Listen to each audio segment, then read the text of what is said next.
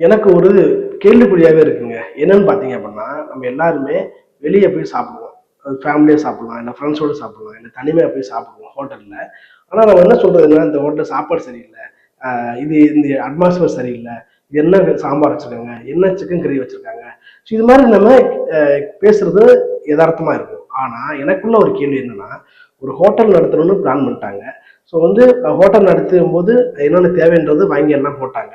தேவையான இன்கிரீடியன்ஸு எல்லாமே வாங்கி குடுத்துர்றாங்க. என்ன சொல்ல வரேன் அப்படின்னா, சிக்கனு, அது மசாலா எல்லாமே குடுத்துருவாங்க.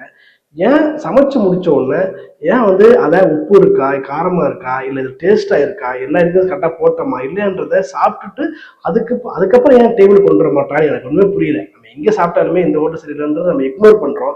ஆனா வந்து இத ஏன் ஒரு ஹோட்டல் நிர்வாகி ஏன் செக் பண்ணி பார்த்துட்டு டேபிள் கொண்டு வந்தா உண்மையிலே எல்லா பேருக்கும் வயித்துக்கு பிரச்சனை வராது. அது மட்டும் இல்லாம தேடி சாப்பிடுவாங்க. அவங்க பிசினஸ் டெவலப் ஆகும்.